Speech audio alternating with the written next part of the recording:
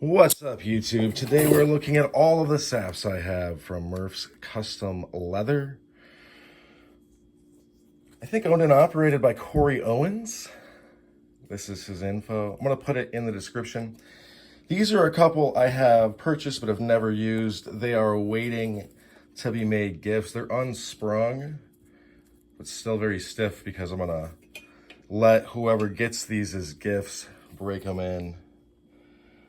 Feel like that's kind of part of the fun, really.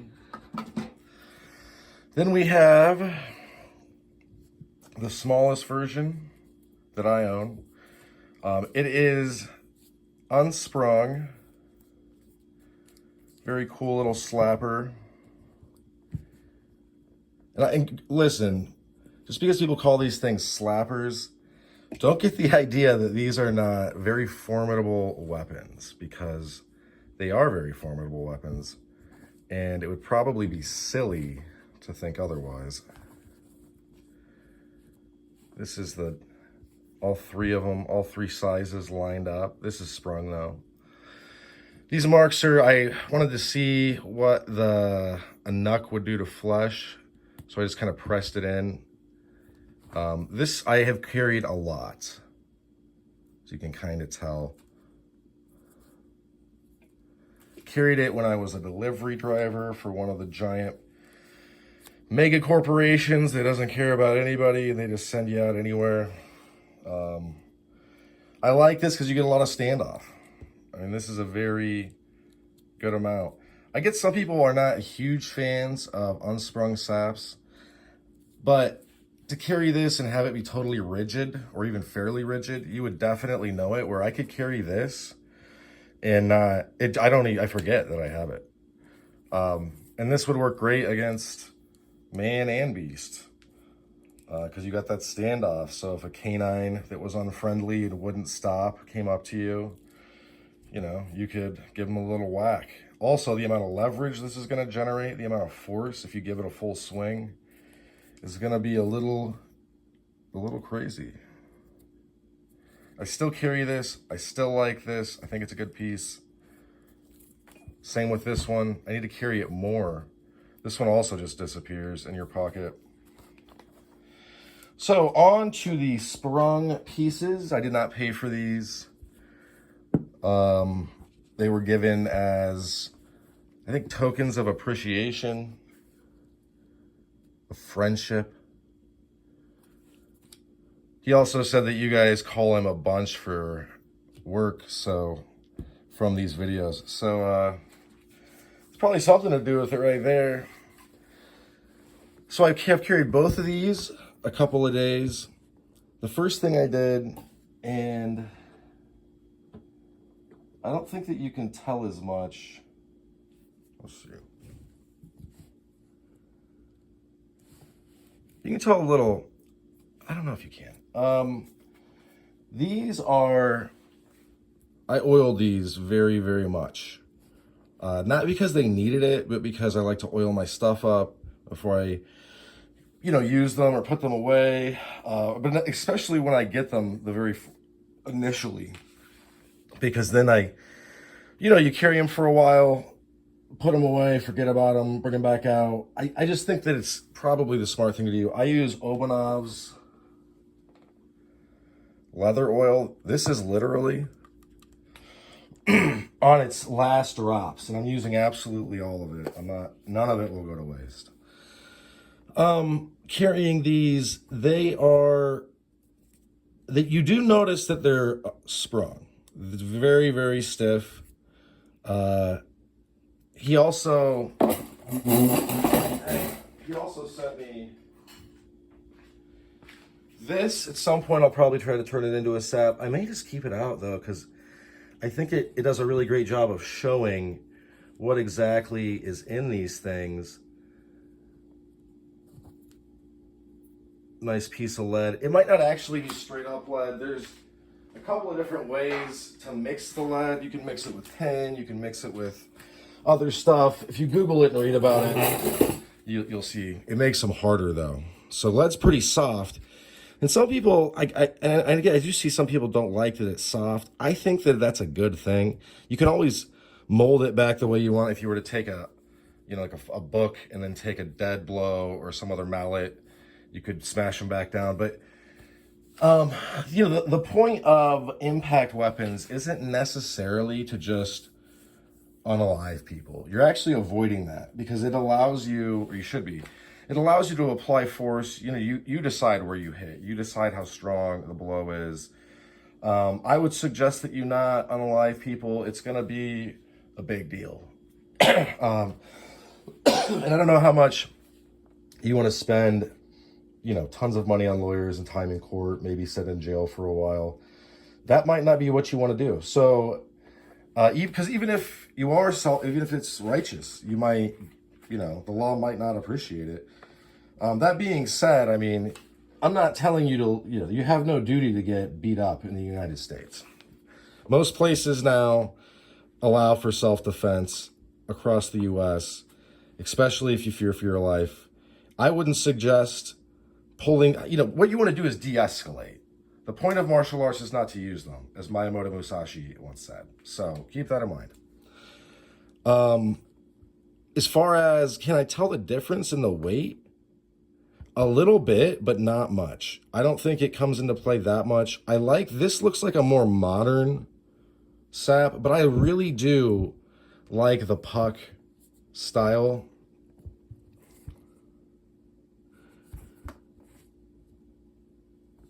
And I will say, and I'm not just saying this because, I'm just saying it because I think it. I don't say anything on this channel for any reason other than I want to. I'm not motivated by anything but my own agenda, you know what I mean? Which is to catalog what I collect and to help people make buying decisions, and also discuss things like EDC and self-defense and strategy, how they all intersect, how you need to be able to survive in the legal landscape as well as the physical universe that we occupy. These are really neat, and I think that, honestly, this size and this shape, like I really like these. I really do. I find them to be super, super formidable.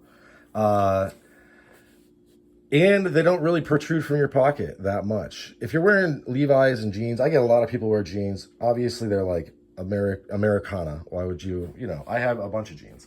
I just don't really wear them anymore. I wear 5'11" tactical pants and shorts. So the back pockets, instead of being flush like a jean, they're like this. So when I want this to hang out, I kind of angle it, but when I want to hide it, I'll put it straight up and then you can't see it. These are super nimble in the hand. I really do think these are just the right size. Well, I don't know if it's just, so you're always hitting you're always balancing stuff. And I'll tell you what I mean. Because everything is on a spectrum. As you decide that, well, I want a bigger, especially if this were sprung, I want a bigger piece, I want more standoff, I want more leverage, well, it's going to be a little bit harder to conceal. That being said, this being unsprung, you're avoiding some of the rigidness and some of the issues. I really like this piece. I'm going to start carrying this more. But so listen, when I say, yeah, I think these are the perfect pieces, I'm not necessarily, like, you have to keep in mind what I just said. Everything is on the spectrum, and I don't want to, and I realize I go to great lengths to repeat myself sometimes. I just don't want to steer you guys wrong. I take what I do probably weirdly seriously. But yeah, it's a nice happy medium. Let me put it that way. Because especially with this is a little bit heavier. You can definitely, I mean, you really can't feel it. What I like about this circular puck is I think that it's very distinct in that it makes me think of, I mean, I don't know how long Cory has been making these. I guess it's C-O-R-Y and not C-O-R-E-Y. I've been spelling his name wrong. I'll have to go fix that. But it's more, it just kind of reminds me of like his earlier work, you know, when he was first started selling them. Now he's got different stuff going on. There's all types of colors of leather. Obviously, I like the black and the brown. I think these are black. They might be brown though. But it's just they're just right. They really are. It's like I said, as far as if you want, and man, this oil is not coming off of my hands. They're agile, they're nimble in hand, but they also, you can feel that these things are very, very much pack a punch. These act a little bit more like pocket hammers, as some people call them, or like a little, what are they? Ball peen hammers, for instance. These act a little bit more like slungshots. Depending on what you want and what you need, that's kind of going to dictate where, what you want is, what you're going to use. So yeah, these are, I believe, $25 plus $6 shipped. These are $40 plus $6 shipped. He combines shipping as far as I know. I think most people do, unless you go on eBay and then they're going to try to gouge you. But these are very, very nice working saps.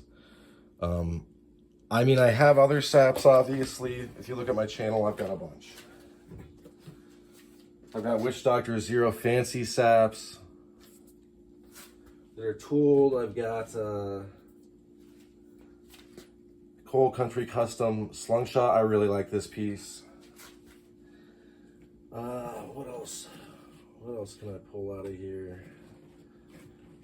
I've got stuff from Scott Foster, Todd Foster, from Foster Impacts. These blackjacks are super awesome. I got saps. It's I got a nice assortment of stuff, but well, as far as like would I want to carry a very nice $150 blackjack while I am just diddy bopping around town, or what I mean? Like, because as a collector, you really do have a lot of options. You're going to have to figure out what you want to risk as far as, what could potentially fall out of your pocket, what could be taken from you. The police sometimes get sticky fingers. Sometimes other people get sticky fingers. Because this stuff is cool and they're kind of forgotten, but they're coming back. And people are like, oh, okay, like these are legal. I don't need a permit in some places. It's like 20 some states. You don't even need a permit. I live in one of those states. Other states you might need a permit. Other states totally illegal. Can't even own them, they would say. Although I think if you were to have these locked up somewhere safe, I don't know how anyone would ever find out. But I'm not suggesting that you would break the law. Also, most places allow things that are otherwise illegal to carry, and sometimes it even sounds like own. They do allow them as what are called curios, meaning you can display them or just collect them. And listen, this idea of like, somehow they're going to find out that you have a collection of something that they don't like, and they're going to come in, unless that collection is like somehow prohibited firearms, or you're a felon with firearms. I just don't see them really caring that much, to be honest. I could be wrong. Don't bet your life or the bank on it. But one way you could figure it out is calling the local sheriff and asking what they think. Be careful, obviously. Like, that might be an anonymous phone call. What I'm saying though is, these are really nice. For the price, these are hard to beat. $25 for these. Whoa. These things are gonna last. Like, I have not babied this at all. I've carried it probably, I would say close, probably over 300 hours. In a work environment, moving around a truck full of stuff, sweating, sitting on it. There's never had an issue. These things are going to last forever. I like the sprung ones too. They're a little less finesse, a little bit more brute force, a little less comfortable, harder to conceal, but Very, very cool. And, you know, you have to decide what you want. These things are inexpensive enough where you could buy, you know, a sprung one, one of these two, maybe a longer sprung one, a smaller one. I think he makes them all sizes now. But you could buy, you know, a sprung and unsprung one and see which one you like more. You know, and then maybe you get that in, you know, July, and then in December you get another couple for your Christmas. Like and then you could figure out, okay, so what I really like are, you know, such and such. I like this variant in this size. So now when I go buy a really expensive sap, it's not a shot in the dark. Like, I know what's going on. I know what I want. And these things make great gifts. Like, I've got these two that are going to be gifts at some point. So yeah, I just wanted to get them all on here, talk about them. I have carried these now. Super, super great stuff. So yeah, if you're interested, I wouldn't hesitate to pull the trigger. All right, that's about all she wrote for this one. Thanks for sticking with me to the end. Hope you folks have a good rest of your day. Goodbye now.